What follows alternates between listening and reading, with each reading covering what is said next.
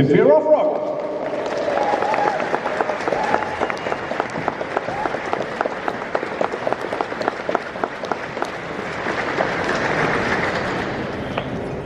Hello again. So, how was yesterday? How was last night? And how was this morning? How have you been getting on? Can you hear me? Oh, there I am.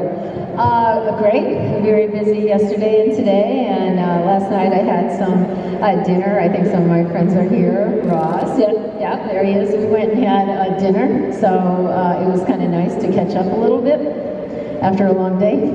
So no jet lag yet, but you've been flying around all over the place, haven't you, doing bits of filming, and so, you know, when will you stop and rest and let the jet lag kick in? Rest? I don't think I ever do. I'm always like non-stop going, even when I'm at home. If I'm just sitting there, I'll like be cleaning or taking my dogs out for a walk or playing with the dogs, you know, something. I've always kind of had a lot of energy. And have you always been like that, do you think? Yeah. Yeah? So we talked a little bit about this yesterday, but kind of what got you interested in martial arts and then kind of moving into acting? Because, you know, I mean, most small girls, you know, it's probably not what they look to do. Well, I'm kind of like an out-of-the-box person. I always like to do something that's different. You know, I always like to take the road less traveled and challenge myself. And when I was 13, my girlfriend's parents were studying Tung Sido, which is Korean karate in Scranton, Pennsylvania. And I saw them practicing, and I was like, ooh, what is that? I've never seen that before, you know, because back then, this is the late 70s, a lot of it's not like today where there's a martial arts school like almost every mile, but there was just one in the whole town. And I just thought it was interesting, an idea that you could learn how to defend yourself with your hands and your feet. And so that perked my interest, and I told my mom, I said I wanted to sign up for martial art lessons, and she was like, what? It's like, and then I started, and it never stopped. So today, this year, it's 50 years I've been training in martial arts, and never stopped a day. I mean, you said you told your mum. Was your mum supportive of that then? Yeah, she was, until I was getting ready for my black belt. I was 16 years old, and my instructor had a couple Korean instructors come in and teach us for 3 weeks before we tested for black belt. And they said to my instructor, your students are good, but they don't know how to fight. So for 3 weeks, all they did was fight with us, and it was tough fighting back then. This is old school training. It's not like today.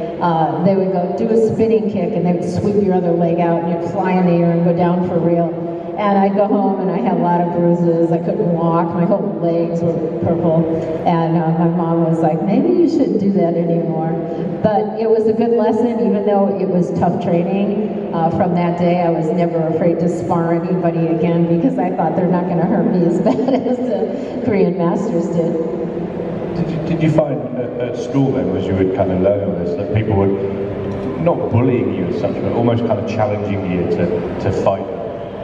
Because they knew you were kind of doing martial arts, because obviously martial arts is about defense rather than attack, isn't it? So kind of goading you into attacking. Yeah, you know, it's funny, because back in the day, when we had, I then, a couple years later, opened up a martial arts school, and it was funny because they weren't friends. Martial arts schools were kind of like competitive, and they weren't like, you know, like today everybody's like friendly with each other, and it was almost competitive, you know, and you'd have people come into the school to challenge you, or we were doing a demonstration and someone came in and they were like, you know, oh, I want to fight you, and I played the old card, well, if you could get past my students, you could fight me. And we did the demonstration, and then that person ended up signing at my school. And have you been running kind of schools and things ever since, martial arts schools? Yeah, I had 2 schools in Pennsylvania, and then I moved to California actually to compete in competition, because I was professionally competing. And I met Ernie Reyes, who has the West Coast demonstration team, and they said, well, you know, why don't you come out for a month? You can compete in a couple tournaments, and you can train at our school. And they said, we have a friend that lives right next to the school. You could stay in her extra bedroom. And I did, and I called my mom, and I was like, I'm not coming back. I'm staying in California. So how did that kind of go into the action roles then? Was it kind of natural progression to kind of seek that out, or would someone come to you? Well, I really wasn't familiar with movies, especially Hong Kong movies, until I started training at Eagle Claw in New York City with Shum Leung. And after I would drive like 2.5 hours to New York, train for 3 hours, then my teacher would take us to Chinatown, we would have dinner, see a movie, and then I'd drive like 2.5 hours back. So when people say, oh, that martial arts school is like a half-hour away, it's too far, I'm like, oh my gosh, back in the day I was like 5 hours, driving after training. But that was the first time I saw actually a martial art movie, and the first one I saw was Snake in the Eagle's Shadow with Jackie Chan. I had no idea who he was, but I was like, that guy's phenomenal. And I remember I used to like go home and practice all the moves that I see him do in the movies. And I never really thought I would do movies. It wasn't in my mind. I mean, I was an instructor, I was teaching, I was still competing. I had this goal, I wanted to go 5 years undefeated. So it wasn't really ever that I thought I wanted to do it. And then there was an audition in Los Angeles, and they called the West Coast team saying, hey, Corey Yoon, big Hong Kong director, is looking for a guy, he's looking for the next Bruce Lee. And Ernie Reyes said, what about the girls, should we bring them? And they're like, yeah, we can bring them, but they're really looking for a guy. And we went to Heel Cho School in Beverly Hills, and there must have been about 400 people there, like, trying out for this. So it came up to my turn, and I did form, weapons, self-defense, and fighting. And Corey Yoon said, I want the girl. So he signed me up, and then I did my first movie, which was Yes, Madam in Hong Kong, and I thought it was just going to be one movie. And I was so excited, I didn't know what to expect, and I just remember seeing it, Enter the Dragon. Oh my gosh, I'm going to Hans Island, I'm on this plane, I see the little dinghies in the Hong Kong harbor. I knew nobody, I didn't speak the language, so it was a whole big adventure for me. And I just remember it was a weird thing. I thought, wow, I'm in a movie, someday I'll be on a poster, and I could show my kids, look at your mom did a movie. And that's what was in my mind. I never really thought, I thought it was a one-time deal. And that movie was Yes, Madam with Michelle Yeoh. And it became a big box office drama. And then right away I got a contract to do 3 pictures with Golden Harvest. And at that time, I just, that was my final year for my goal to be undefeated for 5 years in competition. So then I was like, okay, now I know what I'm going to do. I'm going to do films because I really like this.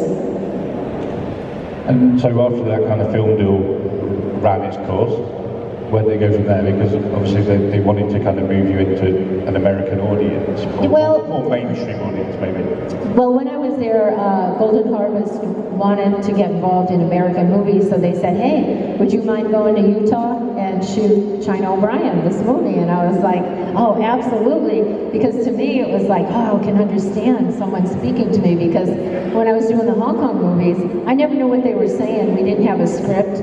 And I'd go, oh, I guess it's my turn to say something. And they weren't really specific on what to say. They just wanted me to open my mouth, and then they dub it in anyway, because they dubbed everybody. So to me, it was like, wow, I'm actually going to have a script, and I'm going to understand what you're saying to me so I can react back. So I was really excited about that. And then I got a contract with Sylvester Stallone to do a movie called The Executioner. And then he set me up with his team, and his lawyers said, well, you can't do Hong Kong movies anymore. And I was like, why not? And then Golden Harvest was like, we want to do China O'Brien 3 and 4, which I really wanted to do. And they're like, no, you can't do those Hong Kong movies anymore. So I thought, all right, I'm with Sylvester Stallone's team. I'm going to do this Sylvester Stallone movie. I'll listen to what they say. And then that movie never happened. So what did you do next?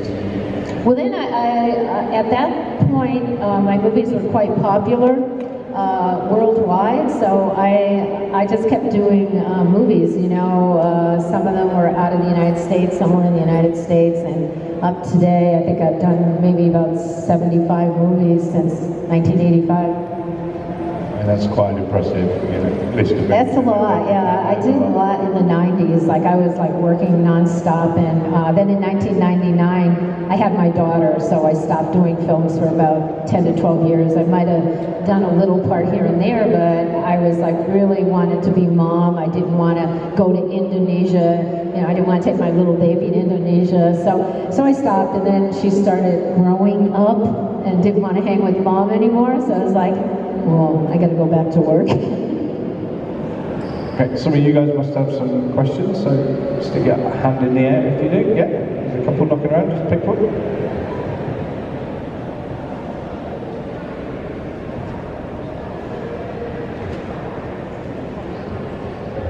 Hi Cynthia. One thing I've always wondered, you've obviously filmed loads of memorable fight scenes. One of my favourites is in Millionaire's Express. Is it actually fun for you filming the fight scene in the moment, doing it, or is it, because it must be quite intense. Do you actually just enjoy doing that? What was the name of the film? Are you asking me, is it fun to do action movies? Yeah, fight scenes? Yes and no. It is because I love doing it. No, because especially in Hong Kong, almost on every film, I thought I was going to die because they would have me do these like crazy stunts, and I wasn't a stunt person, but I would do it anyway and try it. And I'd have so many bruises, like you see Jackie Chan, how he gets hurt all the time. Well, that's true. That was the same with me. I would, you would just fight so hard. And in Hong Kong, it's not like in America. When I came back to do American pictures, the stunt people were going, Cynthia, don't hit so hard, you don't have to. And I was so used to Corey Yoon and the Hong Kong director saying, harder, harder, hit harder, because they wanted you to hit hard, and that's how I thought all movies were. Oh yeah, you just like hit pretty hard, and you take the hits pretty hard. So in that aspect, it was hard, but then you would heal, and then you would see the fight scenes on screen and go, oh, when's my next one? When's my next one? What's the worst injury you ever had then whilst making a film? Oh, I have many. I think I told you yesterday about the jump when I hit my knee, and the doctor said I jumbled my organs. But, in the movie Yes, Madam, you guys have seen that. There's a fight scene, the ending fight scene, where I'm fighting about 8 different guys with weapons. Well, that's pretty fast, and you have to move. And I turned, and someone hit me in the nose full on with a sword. My nose swole up, and Corey Yoon came over and said, your nose looks better. And I was like, thanks. Yeah, just what you want to hear. Next question. In the about the late 1980s, you visited our martial arts club, just a couple of miles down the road from here in Ladbroke Grove. I think we were just going over to Choi Kwan Do then, from under the umbrella of Grandmaster Kwan Jo Choi, moving over from Taekwondo. I moved over to Chen style Tai Chi about 20 years ago. I just wonder what your current training regime was. My current training regime, and also, your current training regime. Back then or now? Yeah, now. Now? I do what's called hot yoga every morning. It's where we do yoga, sometimes with weights, sometimes aerobics, a lot of in 103-degree heat. It's pretty intense. It's a very hard workout because of the heat. So I do that pretty much as often as I can. Every time I'm home, I do it. I do a lot of hiking. I teach a lot of seminars around the world. Even when I came here, I had a private student that took a lesson. So I'm always teaching. So I'm always doing martial arts there. I have an association that I do training classes on Zoom. So pretty much that, and I do like extreme adventure. So I hike the most bizarre places. I like to scuba dive in the most extreme places. So I'm kind of, doing one of those things or another almost every day. Okay, next one.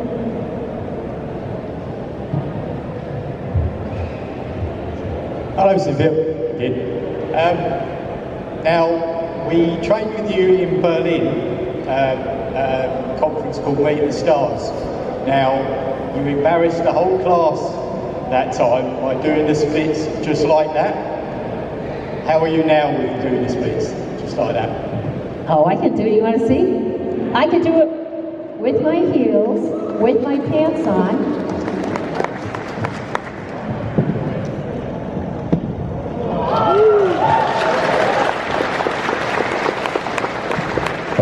I can do that. No. Okay, that's just to show you, because a lot of people say, oh, I can't do that, I'm too old or whatever. As long as you keep practicing and working out, you'll keep your flexibility. And the more flexible you are, I think the healthier your mind is, and then you stay strong and healthy no matter what your age is, as long as you keep it up. And do you find that, has there ever been a point where you've gone, I just want to eat cake now, I don't want to do this anymore? So is it always kind of mind, kind of willpower, if you like, to stay in shape, to stay active?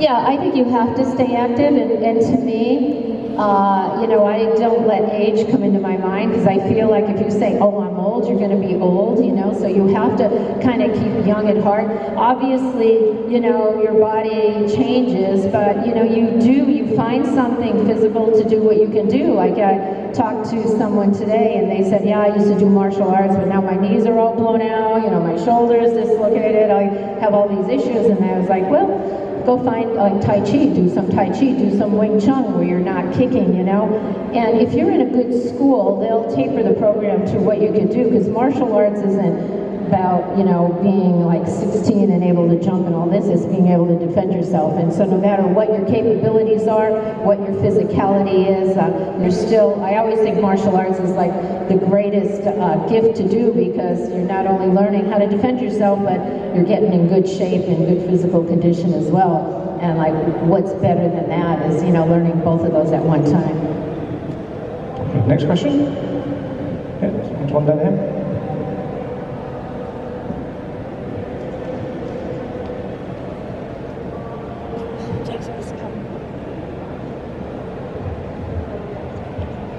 Hi, my favourite film of yours is Millionaire's Express, and I was wondering what was it like going up against Sammo Hung and having him as your director and stuff like that? Before I shot Millionaire's Express, people were coming up to me and saying, oh, I don't like to fight Sammo. He hits really hard. He's really a big guy and he's strong and he's going to hurt you. So I was like nervous about going into it. And I was doing this fight scene with him in the Millionaire's Express. It's the kind of where I do the triple kick on him. Well, he had a double, and I had to kick the double with a spinning kick, and he kept coming in close, so I would kick high.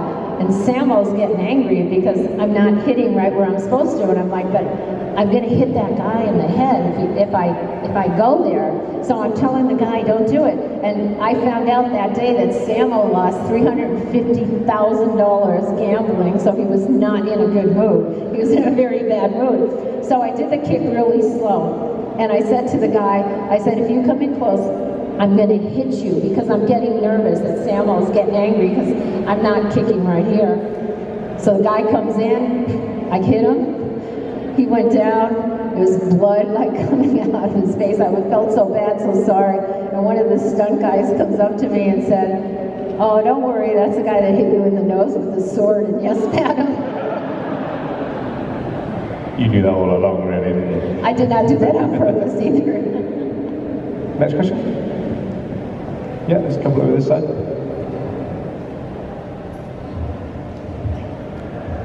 Hello, Cynthia. Hi. May I just ask, you've been in many movies with many partners. Who is your favorite partner? In my opinion, it should be Jeff Winkle, but it's interesting to hear from you. And also, the karate it was in the last Olympic Games. It will not be in the Paris Olympic Games. It will be hopefully in Los Angeles. What do you think of the karate to be an Olympic discipline? So, first question, your favorite partner, and second about the karate going into the Olympics and developing into a more sportive way. Yeah, I got the second part. The second part, I think it's great that martial arts is Olympic sport. I mean, when I was competing back in the early '80s, that's when it first started coming out. It was like a demonstration sport, you know. And I mean, right now, almost like every sport is in the Olympics. So I mean, it's definitely, you know, I'm a big fan that it is there because that's my life, the martial arts. And what was the first question?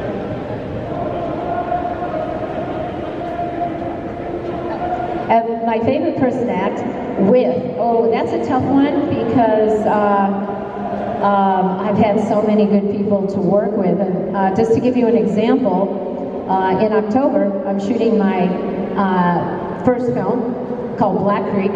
And yes, we got 2 VIP people that are coming to visit the set from Sweden, so excited. They're a backer, thank you so much. When I said, you know, when I finally want to do my own movie, all right, I was part of writing the script, I'm producing it, starring in it. I said I want to have all my action friends in it, and I love my friends dearly, and so I have like Don the Dragon Wilson in it, Richard Norton, Keith Cook from China O'Brien, Billy Blanks, Benny Arquidez, Olivier Gruner, Marcus Taylor, and the list goes on and on and on. So I'm really excited, and remember when I was telling you I like to do something different? I'm doing a Western that has a ton of action in it. Everybody's going to be fighting a lot. I'm bringing in 2 stunt coordinators from different parts of the world, just so I can make this film, it's like my dream come true. It's like how I want the action done, how I want to see it, who I want in the film. So we'll be shooting October 30th of this year, and hopefully you guys will be we'll finish it by March of 2024. So I'm really excited about it because it's like my family that I'm working with. And if I could add someone to the cast, I'd love to add like Ian Bew, because I loved working with him and would love to do so again. So are you directing that? In the US action martial arts. For Black Creek, what kind of action have you designed? What's in your head that you want to bring in? We're going to have a lot of different action because, like I said, I have so many actors. Billy Blanks is also in it, and each one of these actors have their own style of fighting.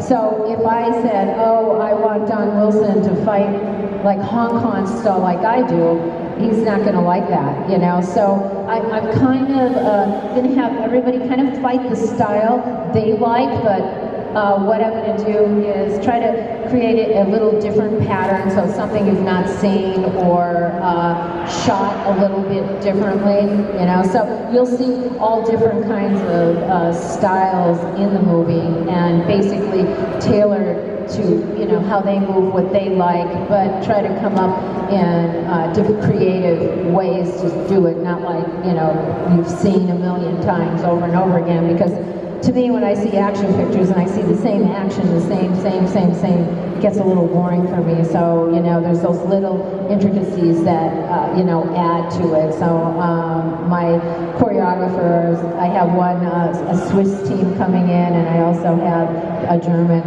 team coming in, and then myself will be part of it as well. So I think the collaboration of everybody is going to be something awesome. Yeah, so, and I have a crowd fundraiser going on now, so if anybody wants to check that out, it's blackcreekmovie.com.